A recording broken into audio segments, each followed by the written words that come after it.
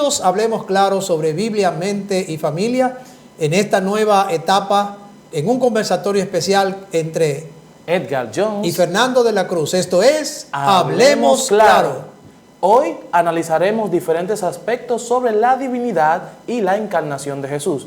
Veremos cómo la naturaleza de Jesús es diferente a la de nosotros y aprenderemos palabras clave que nos ayudarán a entender de manera correcta el significado de la encarnación, la restauración y la justicia de Cristo viviendo en nuestros corazones. También aprenderemos un poco sobre cómo las creencias incorrectas pueden afectar nuestra percepción de lo que Jesús puede hacer con nosotros a través de su divinidad.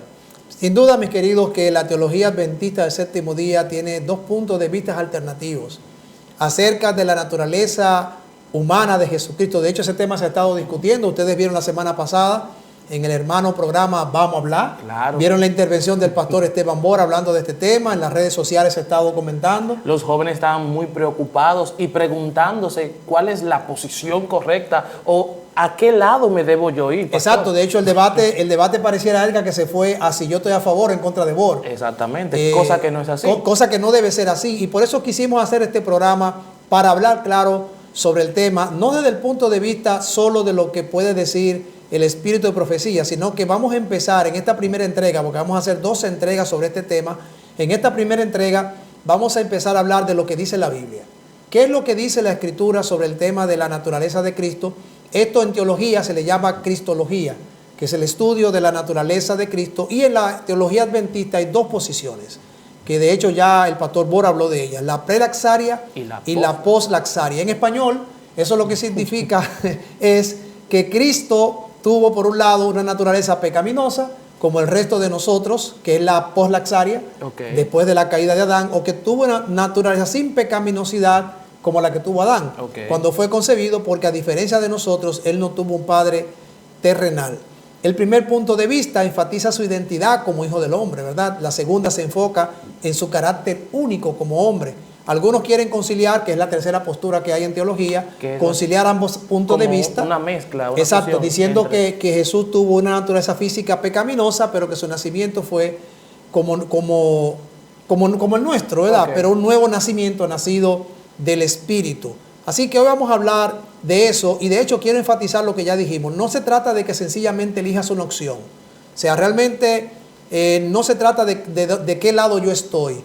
Se trata de que tú analices lo que dice la palabra de Dios y que tú tomes una decisión, que entiendas algo que te puede apartar de cometer ciertos errores en la práctica espiritual y que puedas ver a Cristo como lo que es realmente para ti, tu Salvador, tu Redentor, tu sustituto y tu fuente de poder para vencer el mal. Por eso es tan importante que al analizar este tema, pastor, prestemos mucha atención y tratemos de tener la Biblia en mano en este momento, porque lo que se va a mencionar aquí, a partir de este momento, podría ayudarte en tu salvación y hacerte entender que tú no dependes de tu propia justicia, sino exclusivamente de la justicia de Jesús. Por eso es tan importante. No queremos ser tu conciencia, no queremos dominar tus pensamientos, no queremos que adoptes un bando o mi bando o el bando de alguien más, sino que queremos que analice y veamos qué dice la palabra de Dios en este escenario. Así es. La premisa que quiero establecer primero, que yo creo que todos podemos levantar la mano y decir estoy de acuerdo con eso,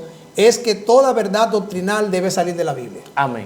Ahí podemos estar de acuerdo. Amén. Ahí podemos decir amén, ¿verdad? Y toda verdad doctrinal debe probarse con la Biblia. Con la palabra de Dios. De hecho, Elena White plantea también ese punto de vista. Primero yo quiero que veamos el significado lingüístico y teológico de las palabras griegas, la palabra sars, la palabra armatía, la palabra isos, homoioma, monogenes y protococos. Probablemente usted esté preguntándose ¿Y qué es esto? cuáles son estos conceptos. El pastor va a desglosar estos diferentes conceptos que me acaba de mencionar. Comencemos, pastor. Lo que queremos es que la Escritura interprete la Escritura, como debe ser.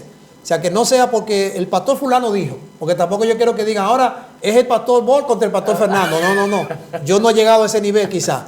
Pero, aunque los niveles son los seres humanos que lo ponen, ¿verdad? Todos somos iguales ante Dios. Pero miren, lo que queremos es que la Escritura interprete la Escritura. Y yo quiero que penetremos el significado verdadero de la humanidad de Cristo, primero como descendiente de Abraham y también como descendiente de David. Y vamos a notar que hay armonía en la Biblia, porque en la Biblia no se contradice. Y también vamos a ver la misión de Cristo para salvar al hombre, lo que decía Edgar.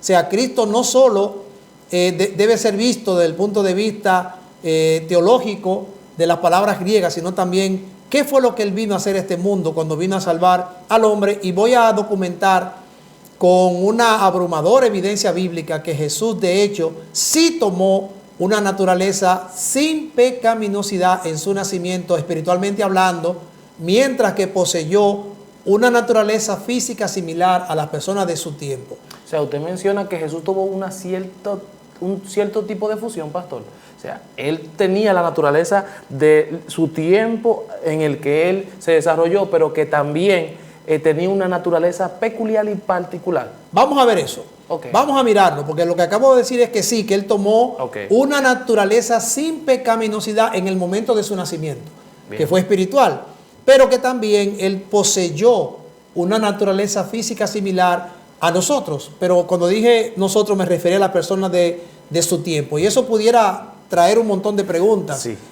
Tú me decías en off, entonces realmente Él nos entiende, realmente es nuestro sustituto o tuvo ventaja sobre nosotros, etcétera, etcétera. Lo que parecería sugerirles que al tener Jesús este tipo de naturaleza, parecería que tiene un cierto tipo de ventaja sobre yo, que soy pecador.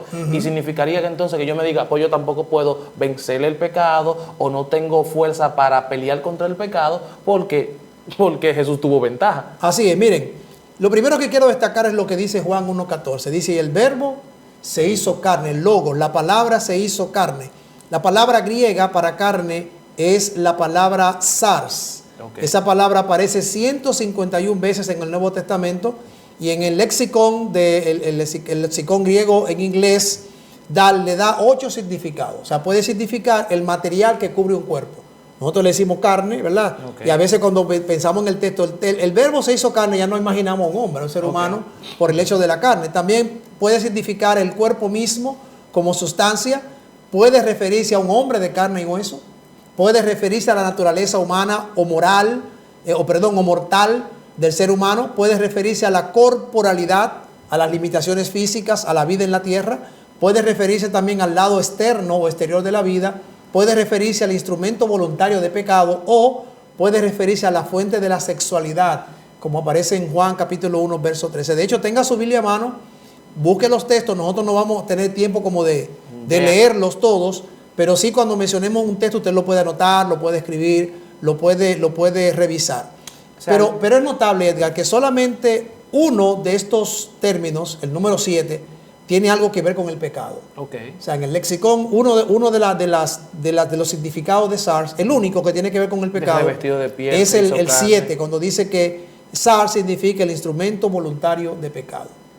O sea, que pudiéramos decir, si tomamos, traducirlo en esas palabras, que Jesús entonces voluntariamente tomó el cuerpo o la naturaleza de pecado.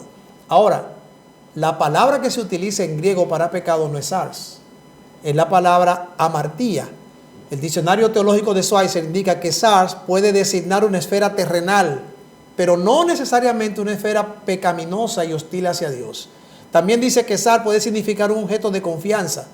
Aquí lo que es pecaminoso no es la SARS, sino la confianza en ella. O sea, no es la carne, sino depender de la carne. Cuerpo no. Exacto, lo pecaminoso no es la carne, sino depender de la carne. Cuando usted entiende SARS en un sentido teológico pleno, como Pablo la menciona en Gálatas 5:24, denota el ser del hombre, el cual se determina no por su sustancia física, sino por su relación con Dios. No sé si van captando la idea, Edgar. O sea, cuando Cristo se convirtió en carne, no está diciendo que simplemente recibió un cuerpo humano.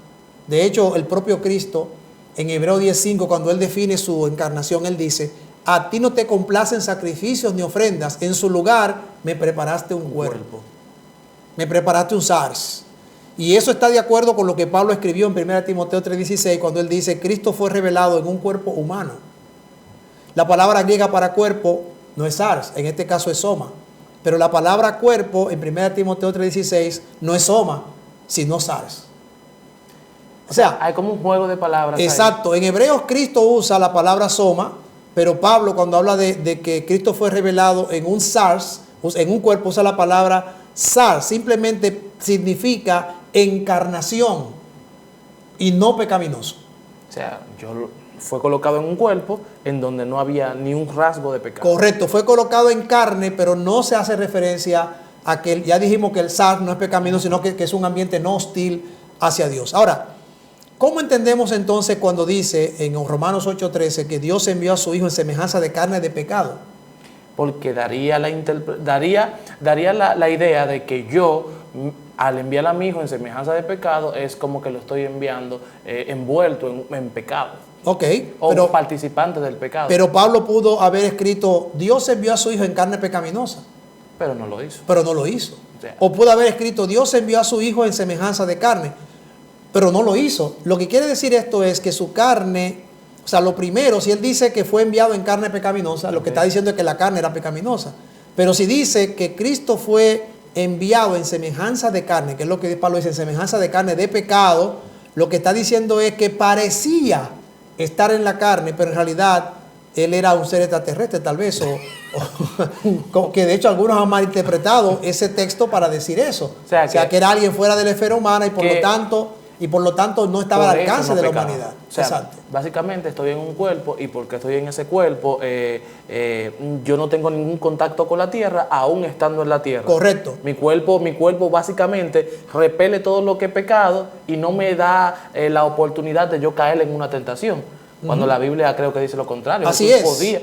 No sería tentación si no pudiera caer en tentación. Ok, mira, Pablo lo que se enfoca es en que Cristo vino en la semejanza, parecido a la carne pecaminosa. La palabra clave en el texto es la palabra semejanza. Okay. En la Biblia hay dos palabras griegas que son traducidas como semejanza. Una es isos, que significa mismo, como en Hechos 11:17, donde Dios les dio el mismo isos, el mismo don a todos los creyentes. Y la otra palabra es la palabra homoioma, que se usa en Romanos 8:13, que significa similar. Okay. Similar. Nota la diferencia. Isos, mismo. A todo el mundo. Homoioma, similar. O sea, algo parecido, pero que no. Exacto. Cristo era humano, pero no lo mismo. No lo mismo. Era humano, pero no lo mismo, porque no era pecaminoso. La Escritura es consistente en este punto. De esta forma, Filipenses 2:7 dice que Jesús se hizo semejante, ahí usa la palabra homoioma, a los seres humanos. O sea, similar, pero no es lo mismo. Otro texto, Hebreos 2:17 dice, por eso era preciso que en todo se asemejara a sus hermanos, para ser sacerdote fiel y misericordioso. Otra vez se usa la palabra homoió, o sea, similar, pero que no es lo mismo. Es importante que usted tenga en cuenta lo que estamos hablando en este momento.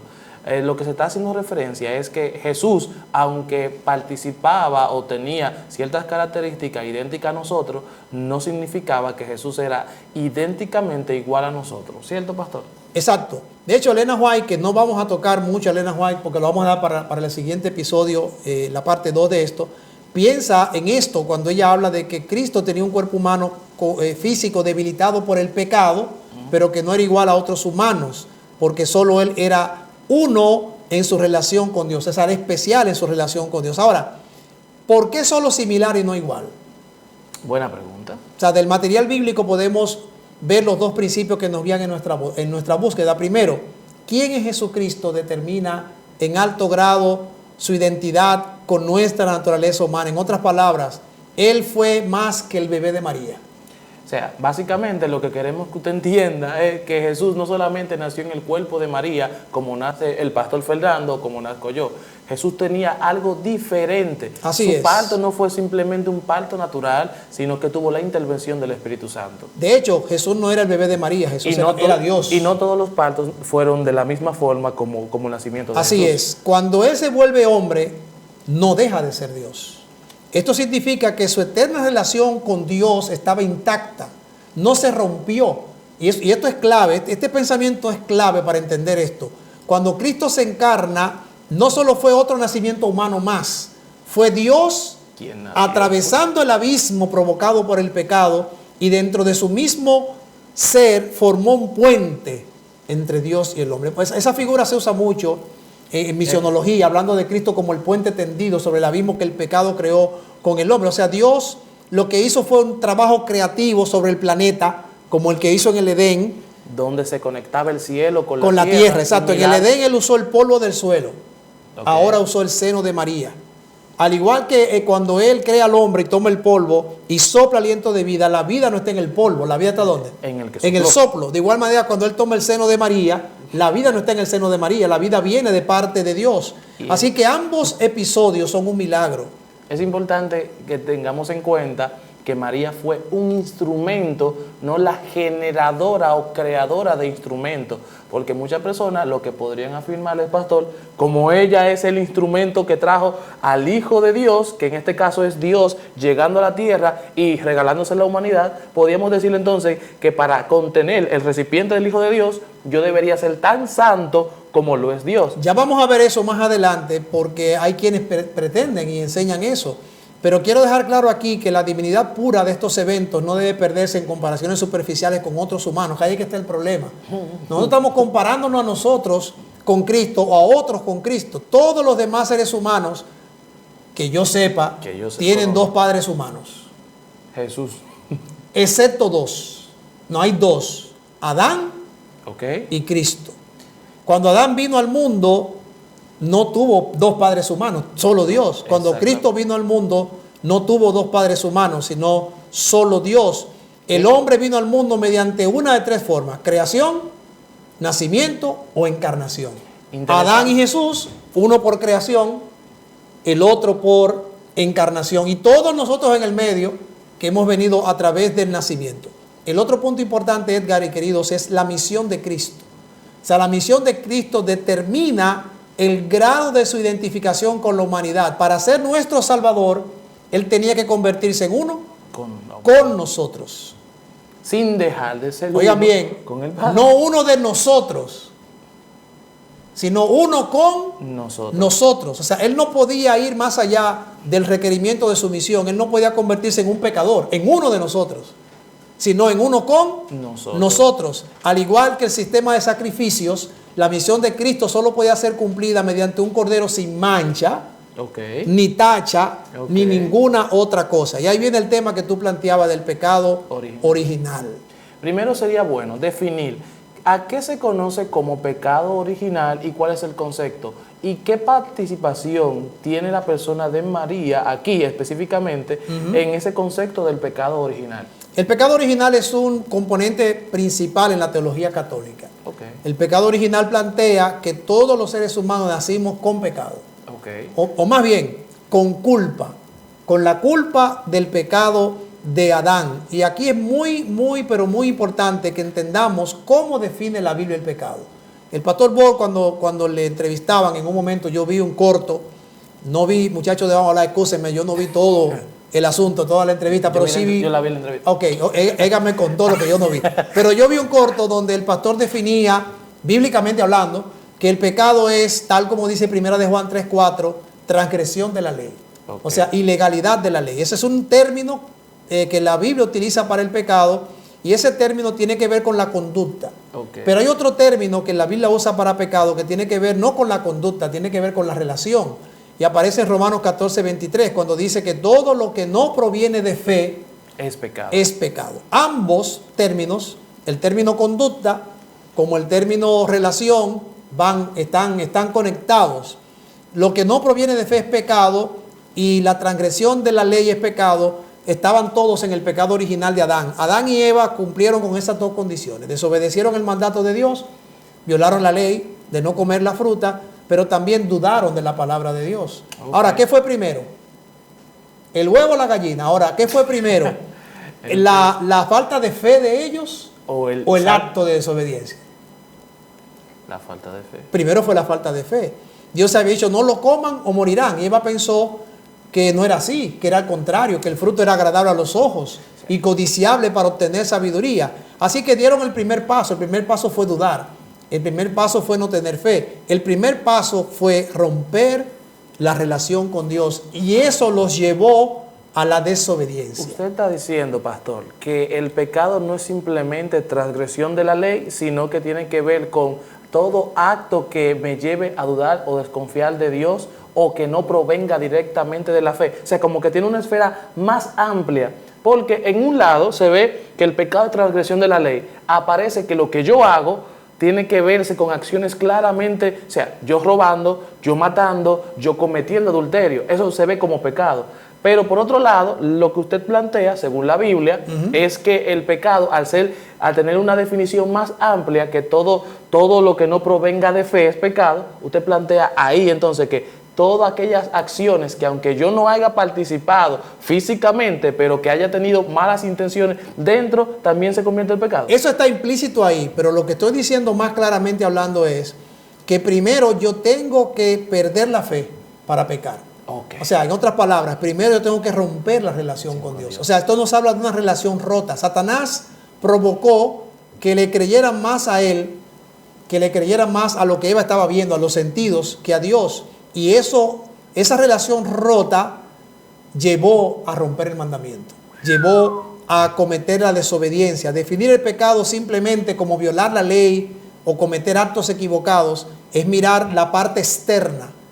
Pero cuando entendemos la raíz, el pecado, podemos definirlo como una relación rota entre el pecador y Dios. Sería bueno, querido hermano que me estás escuchando, si tú eres de aquellas personas que se ha enfocado en solamente sostener o cumplir ciertos requerimientos humanos aparentemente visibles al ojo del pastor o al ojo del hermano de la iglesia, pero más, que no has procurado tener una relación íntima con Dios, deberías tener mucho cuidado, porque la Biblia de manera constante nos manda a esa relación. La fragmentación, como mencionaba el pastor, de esta relación puede ser desastrosa, tanto así que te lleva a estar directamente en pecado. Así es, y la paga del pecado es la muerte. El resultado es la muerte. Ahora miren esto, mis queridos. Cristo vino al mundo ¿a qué? A darnos vida. ¿Alguien pudiera ahí en el chat de repente contestar y decirnos a qué vino Cristo? Bueno, Cristo vino a restaurar la relación que se había roto, no a continuar con la separación. O sea, Cristo no vino ahora a ponerse, yo soy el santo, ustedes son los pecadores. No, Él vino a restaurar la relación. Podemos decir entonces, tomando el pensamiento anterior, que Él vino semejante a nosotros, como humano, físicamente hablando, pero no igual a nosotros. Nosotros nacemos con una relación rota, espiritualmente hablando. Cristo no es igual a nosotros, espiritualmente hablando, porque Él viene con la relación intacta. Por eso la Biblia dice, y llamará su nombre Emmanuel, que significa Dios con nosotros. Significa que Él cruza el abismo entre Dios y el hombre, termina con el alejamiento y viene del lado nuestro, pero de parte de Dios. Él restablece la conexión solo porque Él permaneció con la conexión. O sea, yo no puedo... O sea, Él no perdió la conexión. No pierde la conexión. En un momento para unirse a la humanidad. Él tenía la conexión, se une a la humanidad teniendo la conexión. Él permanece puro. A diferencia de mí, que yo me uno con Dios nuestro, siendo pecador para tener la conexión con Él. Así es, a diferencia nuestro, Cristo viene con la relación intacta. Él no rompe la relación, Él viene con la relación intacta con nosotros. Y eso es bien importante que lo tengamos claro, porque de lo contrario pudiéramos malinterpretar lo que estamos diciendo, lo que estamos hablando aquí en la palabra de Dios. Eso es clave para entender el tema que estamos tratando. Cristo viene con la relación intacta y por lo tanto Él no nace igual que nosotros, sino diferente a nosotros. O sea, básicamente lo que estamos planteando aquí a través de la luz de la Biblia es que Jesús no solamente era 100% humano, sino que también era 100% Dios. O sea, tenía esa parte divina que le caracterizaba. Mientras usted que me está escuchando, usted solamente tiene una parte, la parte que humana. Y es esa parte donde nos hace cometer tanto pecado, donde caemos constantemente en acciones incorrectas. Pero Jesús vino como fuente de conexión sin perder esa conexión con el Padre. Así es, hay un texto que es clave en todo esto, Romanos capítulo 5, versículos 12 al 14, que de hecho es considerado como uno de los lugares más difíciles de la Biblia. Se dice de hecho que la exégesis de Romanos 5, 12 al 21 es muy complicada, se debate mucho. Sin embargo, yo creo que la analogía de Adán y de Cristo es lo más claro que hay en la Biblia. Claro. Es lo más claro que hay en la Biblia. Ese paralelismo entre noten uno lo que y el dice otro. el texto. Noten lo que dice el texto. Por tanto, el pecado entró en el mundo por un hombre y por el pecado la muerte. Así la muerte pasó a todos los hombres por cuanto todos pecaron. Pues, si por la transgresión de uno solo reinó la muerte, mucho más reinarán en vida por uno solo, Jesucristo. Así que como por la transgresión de uno vino la condenación de todos los hombres, del mismo modo por la justicia de uno vino la justicia de vida a todos los hombres. Así porque como por la desobediencia de un hombre los muchos fueron constituidos pecadores, así también por la obediencia de uno los muchos serán constituidos justos. Aquí, Edgar, mis queridos que nos ven, que nos escuchan, presten atención a algo. Aquí hay un paralelismo que se repite 3 veces entre los dos Adanes. La muerte o la condenación no solo pasa a cada persona debido a su propio pecado. Si lo hace así, pero en un sentido más profundo, la muerte pasa a cada humano debido al pecado de Adán o a una relación rota con Dios. Que el pecado de Adán afecta a toda la raza humana se menciona en el texto 5 veces. Simplemente no es verdad que el pecado no está presente sino hasta el primer acto que cometemos. Los hombres nacen siendo pecadores. O sea, básicamente, al nosotros nacer de Adán, venimos con esa misma cadena que desciende de Adán, que trae el pecado de Adán, aunque yo no esté aparentemente practicando el pecado. Así es. O sea, el ser humano nace separado de Dios, separado del ser humano. Por eso ustedes ven que hay bebés que mueren antes de pecar, conscientemente. O sea, hay bebés que mueren de meses, pero eran pecadores. Eran pecadores. Ahora bien, no estoy diciendo que vienen. No estoy diciendo que no vienen con el pecado original. No. Lo que estoy hablando es otra cosa, porque lo que la Biblia está hablando es que lo que a Adán le pasa a la humanidad no es su culpa, sino el resultado del pecado. Y esto es importante que lo entendamos. A Adán le pasa a cada bebé que nace en este mundo no la culpa, sino la muerte, el resultado del pecado. Por eso el pecado no puede ser definido sencillamente como un acto, porque eso es muy superficial. Sería bueno que definiéramos a qué, porque probablemente alguien esté ahí escuchando el programa en su cama, en el metro, probablemente en la calle, y escuche que usted diga que su pecado y su culpa. ¿A qué se refiere cuando dice que no le pasa su pecado sino su culpa? ¿A qué se refiere? No, me refiero, no, al revés. No le pasa la culpa sino el resultado, la muerte. O sea, cuando yo nazco, cuando una persona nace, no nace con culpa. Porque si no estaríamos planteando lo que la Iglesia Católica plantea, que es el pecado original. Como el niño nace pecaminoso, nace con culpa. No nace con culpa. Nace practicante, hay que bautizarlo rápidamente para que eliminar esa culpa. Exacto, pero no nace con culpa, sino que nace con una naturaleza pecaminosa. O sea, nace con la muerte, destinado o condenado a sufrir la paga del pecado. Y usted dirá, pero él no ha pecado, pero nace pecador. Si no hubiéramos nacido pecadores, aquí está el peligro de la idea de que no nacemos pecadores. Si no nacemos pecadores, ¿para qué necesitamos un Salvador? O solo necesitaríamos un Salvador cuando hayamos cometido el primer acto o pensamiento de pecado. Y eso es una idea erróneamente trágica. Hablando de Cristo ahora, si Jesús vino con una naturaleza pecaminosa, como la nuestra, pero resistió el pecado, entonces, ¿no sería que tal vez alguien más podría hacer lo mismo? O sea que... ¿No sería que de repente pudiera nacer alguien que, al igual que Cristo, venciera el pecado por decisión propia, porque yo decidí no pecar? Si eso es así, entonces la persona no necesitaría que Jesús lo salve. Porque yo tengo la capacidad propia de crear elementos en mi vida que me den la salvación. Pues yo mismo me convierto en mi salvador. Entonces lo que tenemos que entender es, queridos, que ambos aspectos del efecto del pecado necesitan un salvador. La muerte corporal y la culpa personal necesitan un Salvador.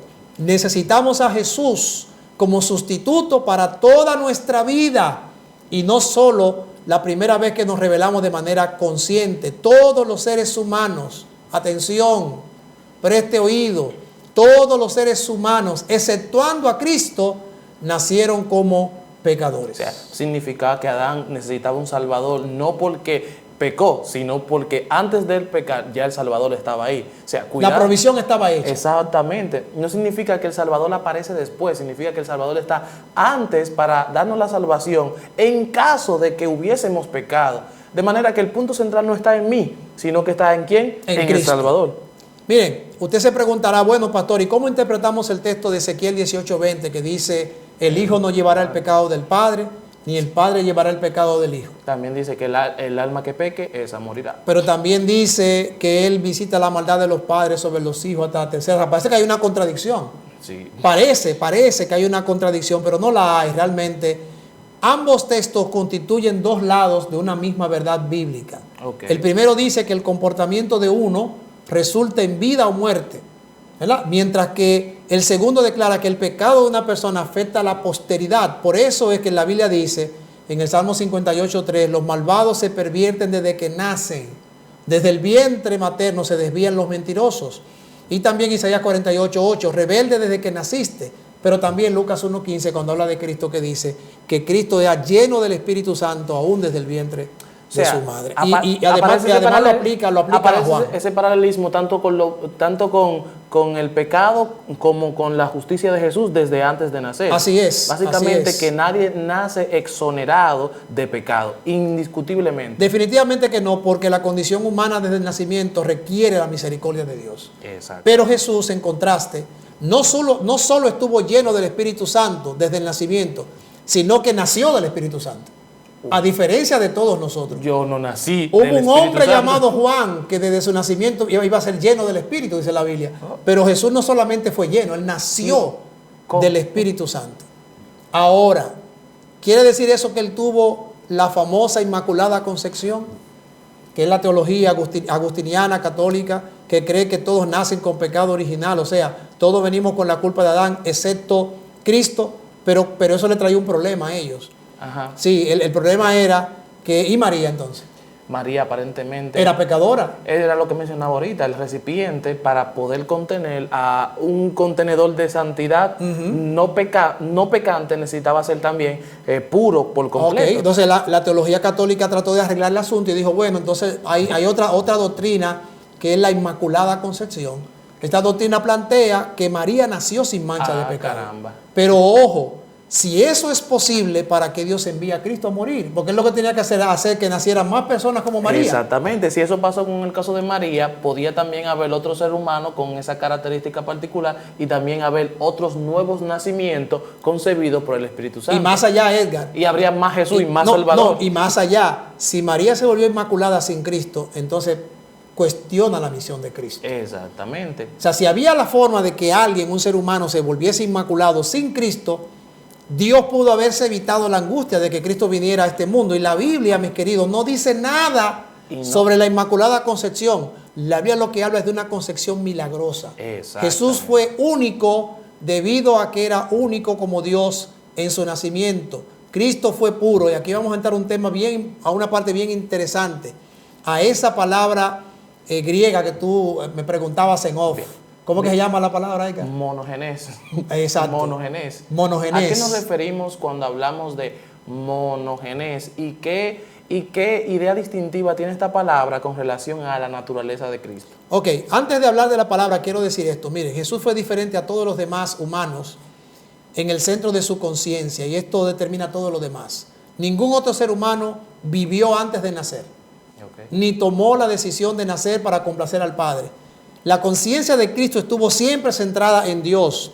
Vez tras vez, cuando estuvo en la tierra, Él dijo, yo vine a hacer la voluntad del que me envió. Yo vine a hacer la voluntad del Padre. Yo vine a glorificar al Padre a través de mi vida. Yo vine a finalizar la obra que Él me dio para hacer. O sea, nadie más, ningún otro bebé, ningún niño, ningún adulto ha vivido una vida de entrega absoluta a Dios. Y el hombre no puede hacer eso. Pero Cristo, tanto por sus actos puros como por su naturaleza espiritual, se mantuvo intacto con su orientación hacia Dios. Su unión con Dios determinó el grado de su unión con el hombre. Aquí viene la palabra griega monogenés, que es traducida como unigénito en la Reina Valera.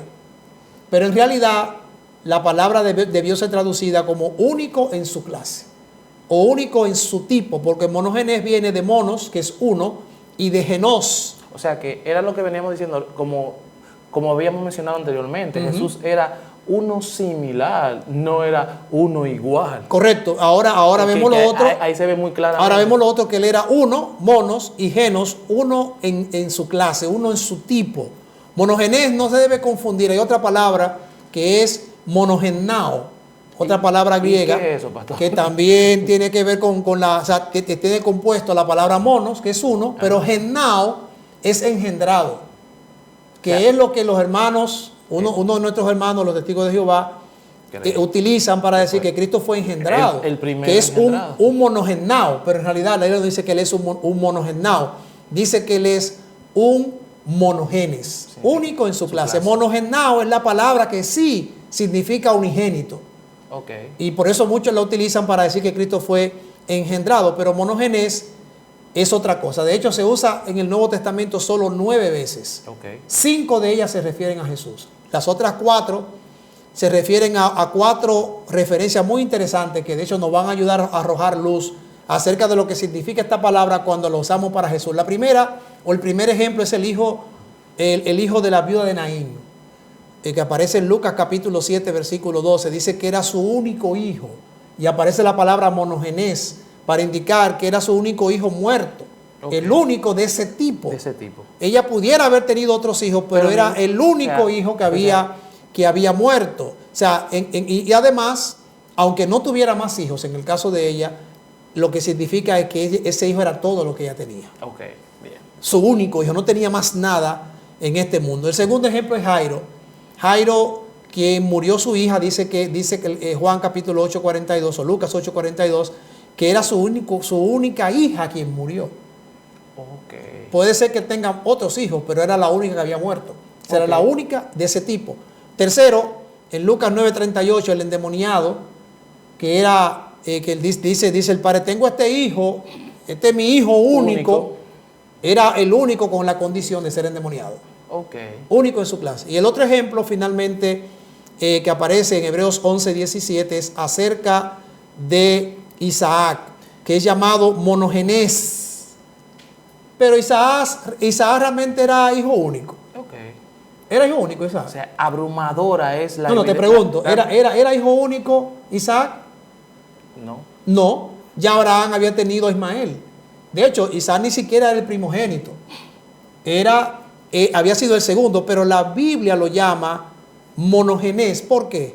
Porque él era único en su tipo, era el hijo de la promesa. Mencionaba, pastor, que es abrumadora la evidencia bíblica con relación a la palabra monogenes, haciendo referencia a único en su clase. Así es. Y es indiscutible que Jesús también era nuestro monogenes perfecto. Así es. Y no solamente es que él era el único, no solo en la forma en la que él nació, sin un padre humano, sino en la naturaleza con la que nació, sin pecado humano. Él fue único en su tipo, dado que fue el único hombre que también fue Dios. O sea que yo si nazco, pastor, inmediatamente cuando yo nazco con mi propia naturaleza manchada por el pecado. Claro, sin culpa, pero manchada por el pecado. Eso significa que yo voy a morir. Pero cuando Jesús nace, su naturaleza no tenía ni una gota de pecado. Ni una gota de pecado. Él fue el único hombre que existió eternamente con Dios antes de ser hombre. Eso supone una condición muy, pero muy especial que yo debería tener en cuenta antes de compararme con la persona de Jesús. Ese es el énfasis. Mira, su carácter único provenía no de su nacimiento, sino de quién era él. Quién era él hizo la diferencia con todos los demás seres humanos. Él poseyó nuestra humanidad física debilitada por el pecado de ese tiempo. Él vino con una relación eterna y pura con Dios. Si Waggoner, Jones y Kellogg le hubieran prestado atención a eso, no se hubieran enredado con el panteísmo. No se hubieran enredado con el panteísmo, que ve a la criatura igual que al creador, que ve la naturaleza de Dios. Y si Donnell se hubiese fijado en este detalle, no hubiese caído en el movimiento de la carne santa que se dio en la asociación de Indiana en el tiempo de nuestros pioneros. Experiencias sobrenaturales. Exacto. Para poder la Biblia, hermanos, el vacío interno. la Biblia requiere que el carácter único de Jesús sea nuestro punto de partida. La cristología. Dígaselo. Él no solo es otro hombre. Dígaselo allá, pastor. Sino, oigan bien, Jesús no es otro hombre. Él es Dios hecho hombre. Amén. El verbo, la palabra, se hizo carne. Ese movimiento hacia la humanidad es el contexto en el cual se desarrolla el significado de Dios hombre. Y algunos descuidan esto. Y aquí voy a entrar en el otro tema rápidamente y brevemente. Algunos descuidan esto eligiendo empezar con la generación final. Esa generación impecable. Y esa generación que no cometerá actos pecaminosos. Aún teniendo naturalezas pecaminosas, se van hacia hacia ese punto culminante para decir, pero si va a haber una generación final Exactamente. que va a ser impecable, entonces Cristo debió haber tenido también una naturaleza pecaminosa. Es el razonamiento que va en esa dirección. Y debo aclarar que sí habrá una generación final, como se ha expresado. Que se mantendrá de pie, y que se mantendrá haciendo de pie, las cosas correctas. y que no va a pecar, porque no podrá pecar, de hecho, porque ya no habrá intercesor en ese breve periodo de tiempo, que no va a ser como algunos piensan, meses y años, un periodo previo de tiempo al advenimiento después del sellamiento. Esos sellados no podrán pecar, porque la impronta de Cristo estará en ellos. Amén. No a causa de ellos, sino a causa del poder de Cristo obrando en ellos. Pero eso no justifica que digamos, pero si ellos son así, entonces Cristo también debe ser así. Y aquí voy a decir algo muy puntual. O sea, que ellos no adquirieron ese poder para no pecar porque dejaron de hacer cosas. No, o sea, no, Jesús no lo capacitó a ellos porque ellos dejaron de hacer cosas y ahora el poder está en sus obras humanas. No sé si me entendieron. Claro, claro. El punto es que Cristo los llena, los sella, los prepara y ellos son sin mancha delante de Dios y pueden vivir sin pecar. No por lo que ellos son, sino por lo que Cristo es. Así que porque de hecho Jesús es el centro, no ellos. Exacto. Y es lo que queremos enfatizar aquí en Hablemos Claro, porque aquí hablamos claro. O sea, lo que queremos enfatizar es que el centro del asunto no es quién tiene la razón. Si la tiene un pastor o si la tiene otro, si la tiene una posición o si la tiene otra. Es que Cristo es el centro. Amén. Cristo es el centro. Pregúntese usted, ¿cómo podría acaso una generación final hacer las cosas mejor que Cristo? Imposible. Es imposible, porque miren, si eso es así, yo le decía a Edgar en off, que eso es cristología escatológica. ¿Qué quiere decir eso, Edgar? Yo te expliqué, vamos a ver si te entendiste. Claro, que significaría que miraríamos la naturaleza en base al futuro y no en base al Cristo que ya conocemos. Exactamente, una cristología escatológica es una lectura de la naturaleza humana de Cristo desde el futuro. Es como una especulación. Exacto, yo voy al futuro y digo, pero mira, hay gente impecable. Entonces, de ahí yo interpreto cómo debe ser la naturaleza de Cristo. Y esto permite, hermanos, que la realidad exterior a Cristo nos hable acerca de Cristo. Pero es Cristo el centro. Es Cristo, no la escatología, el punto de partida. Necesitamos una escatología cristológica en vez de una cristología escatológica. ¿Cuántos dicen amén?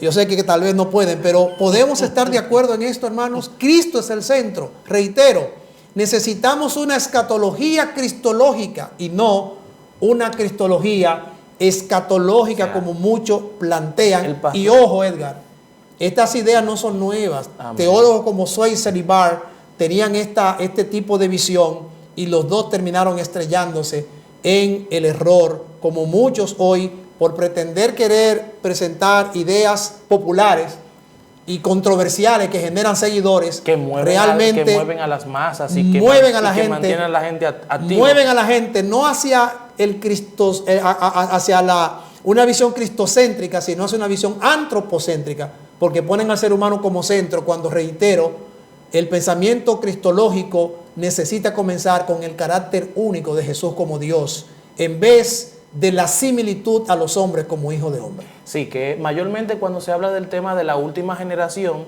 la gente siempre resalta a la última generación y no al Jesús que le da el poder a ellos para poder actuar. Y ahí viene el grave problema que como iglesia nosotros estamos presentando. Cuando hablamos de Jesús, la justicia de Jesús debe ser lo primero que nosotros debemos exaltar. Si presentamos normas, si presentamos obras, si presentamos forma de actuar humana, pero no colocamos al Jesús que da la fortaleza para hacer ciertas cosas, hay problema totalmente. De hecho. Y si nos igualamos a Jesús, creyendo que podemos llegar a ser como Jesús, destituido del mismo poder que Él nos da, hay también problema. Peor, pastor. Definitivamente. De hecho, desde el punto de vista epistemológico, no podemos movernos de lo humano a lo divino.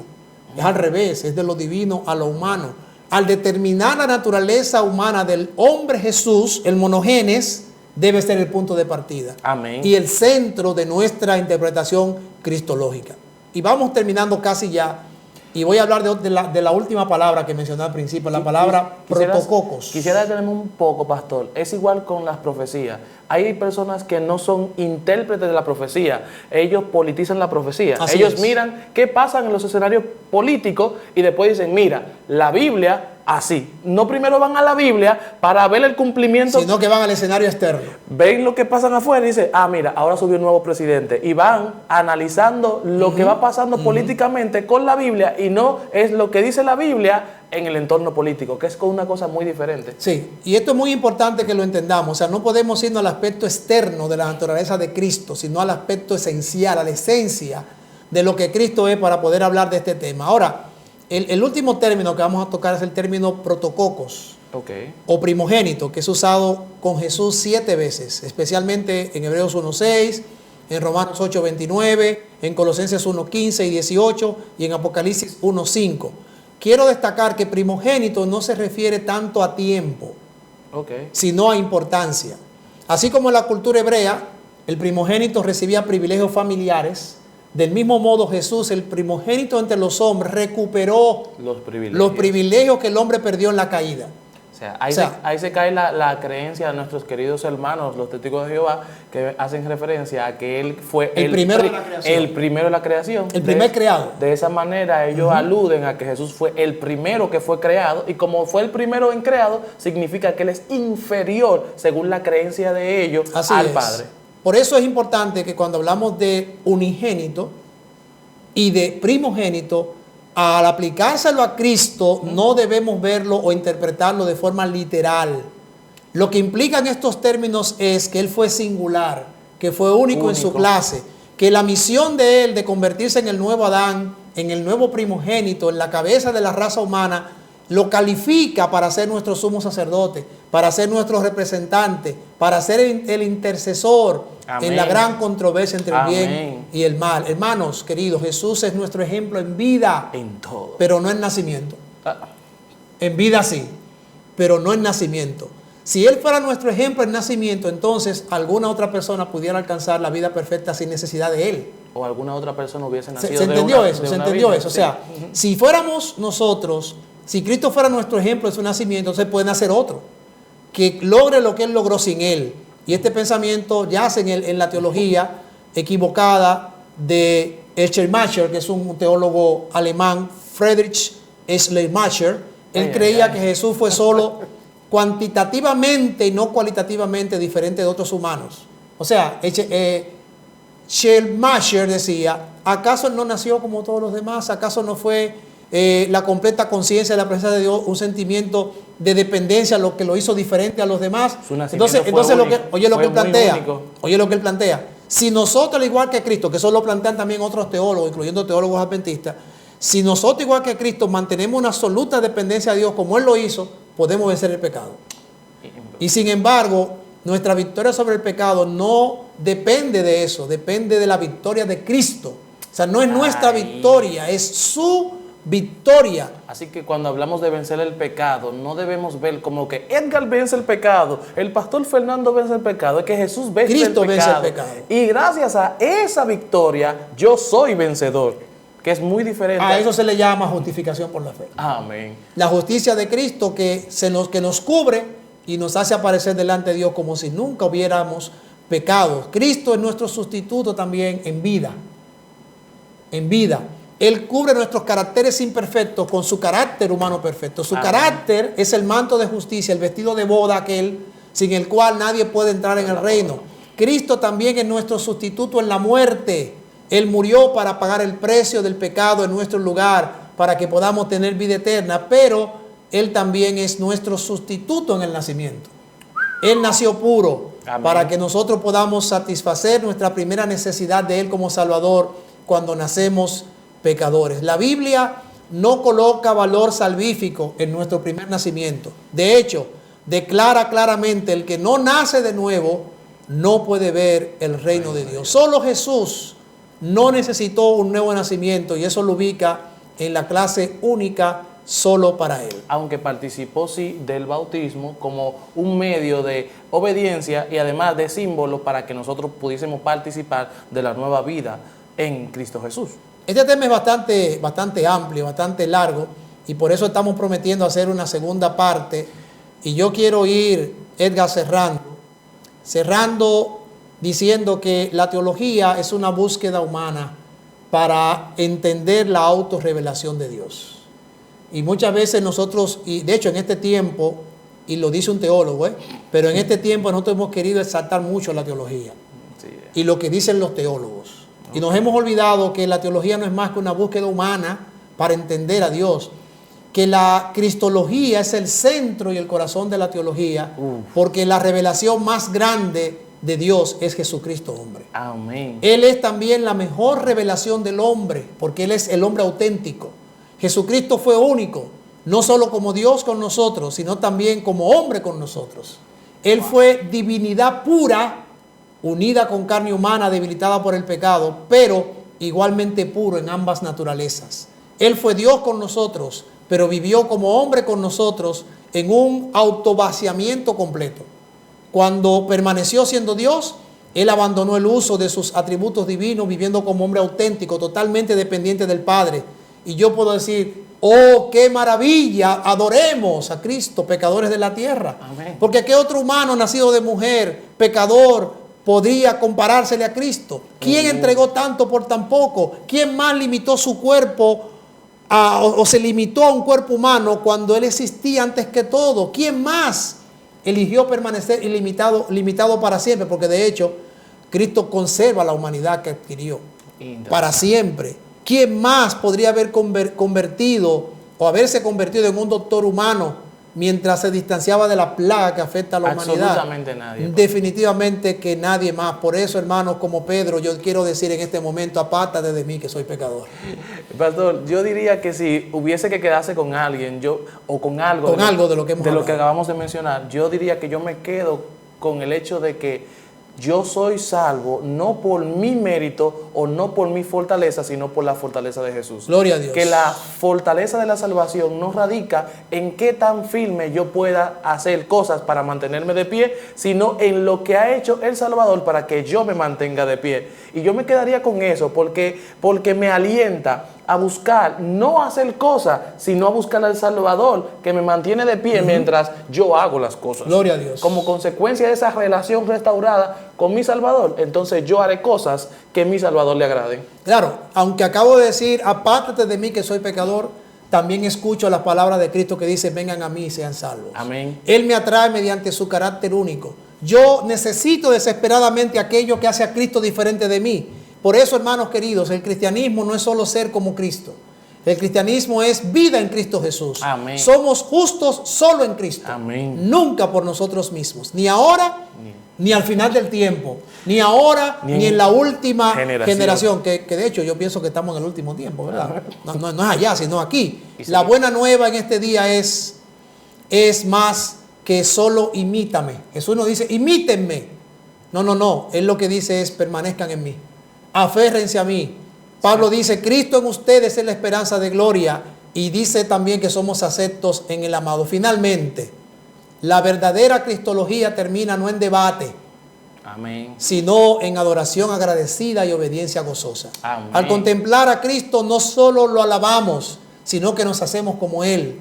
Al ver su amor para con nosotros, su amor único como un hombre único, nos galvaniza y deseamos ser llenos con Él más que ser como Él. Este enfoque, hermanos, es crucial. Es sobre Cristo, se trata de Él, de sus obras. Está lejos de ti, está lejos de mí. No somos nosotros, es Él.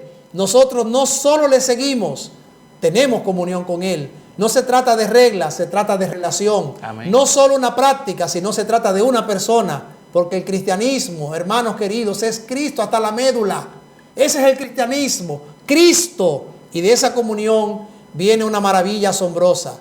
Nos hacemos como aquel a quien contemplamos, amén, a quien admiramos más. Es un efecto colateral natural que nos lleva a anhelar que Él habite en nosotros. La cristología debe llevarnos a su clímax, exclamando como Pablo, ya no vivo yo, sino que vive Cristo en mí. Solo en esa unión, dependiendo de Jesús, podemos ser, hermanos, como Jesús, pero nunca en su naturaleza al nacer. Repita conmigo, ya no vivo yo, sino que Cristo vive en mí. Amén. Así o más claro.